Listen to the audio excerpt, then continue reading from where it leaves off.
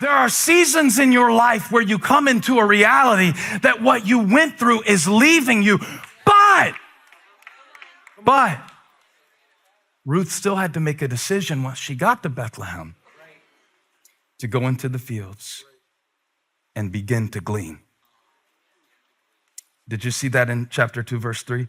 She went into the field and began to glean.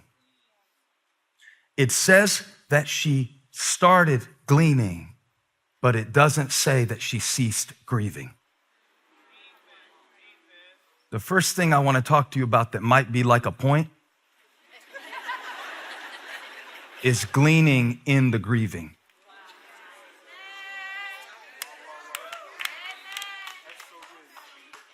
Put it right in the chat.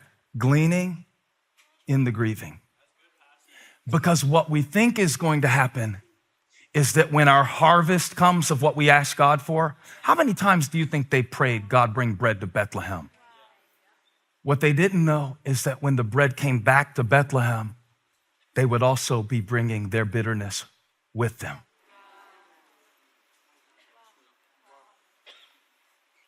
Gleaning in the grieving. We think God's gonna bless me and I'm gonna feel better. That's how I'll know I'm blessed. Because gleaning is like, I don't think any of us know that much about gleaning, so let me try to explain it. But my agricultural knowledge is very low. But from the biblical perspective, they would go through the field, and it was actually required by Levitical law.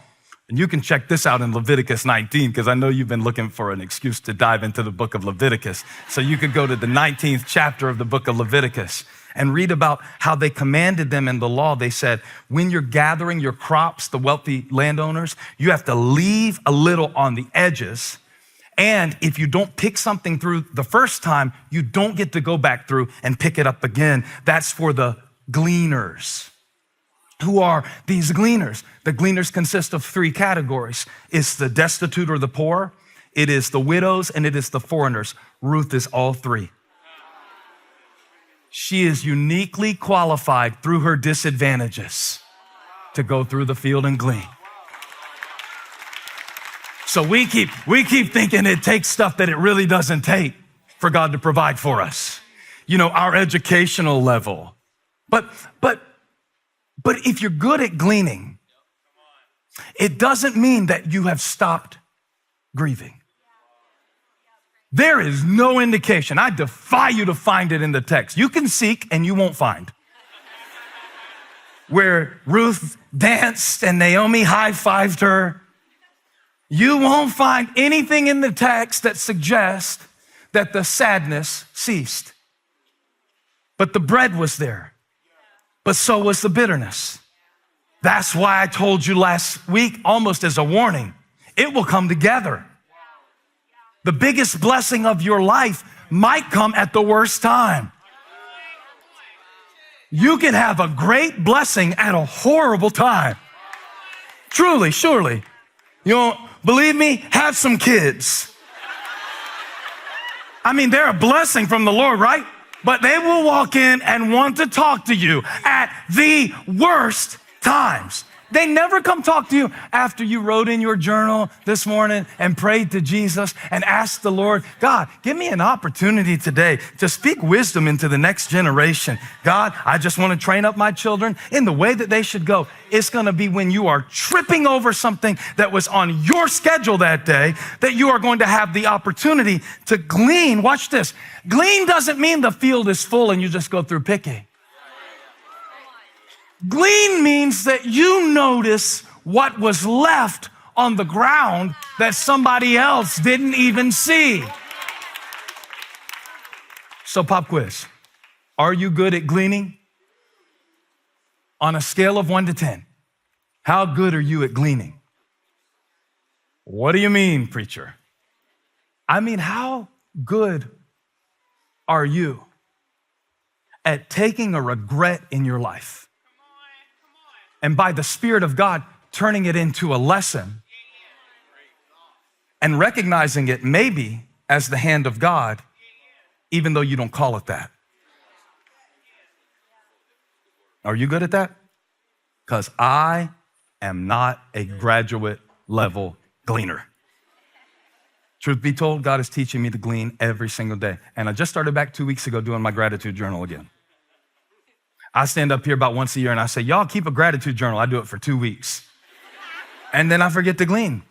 And so what usually has to happen to me is I have to get to a point of so much anxiety in my life and so much worrying about stuff that's stupid and doesn't matter, and so much of being mad about stuff that, other people said or did or didn't say or didn't do or gonna do, maybe do, hypothetically do in the future at some point, that I'm trying to, sitting there all tied up in knots about things I'm going through. And so I just started back to practice a few weeks ago. I have got to start my day with caffeine, because I can't glean without caffeine. It came to me on the spot. I just went with it. I love y'all so much. But the thing about that is it causes me to go back through my day and see what things I got to do that I thought I had to do.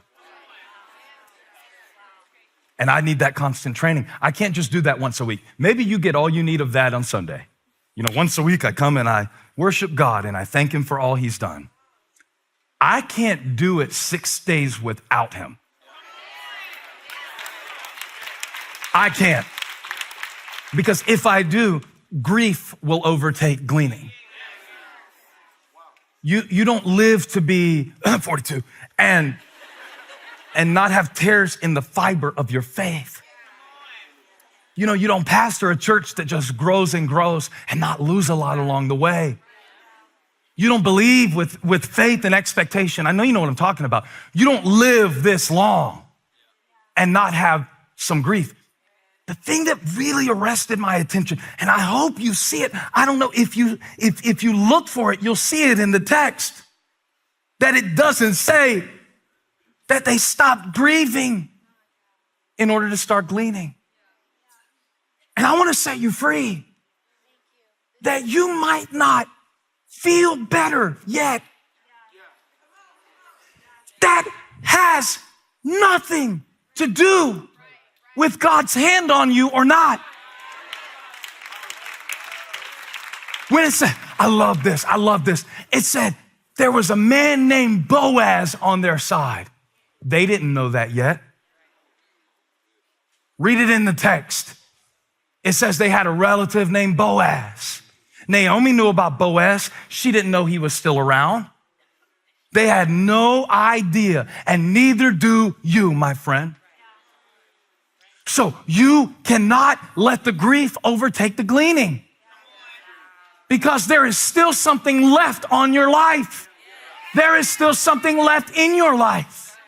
In the process of gleaning, you got to go through the field. You've got to learn how to not only go through somebody else's field, but go through your own field and see what's on the ground. That's what the gleaners would do.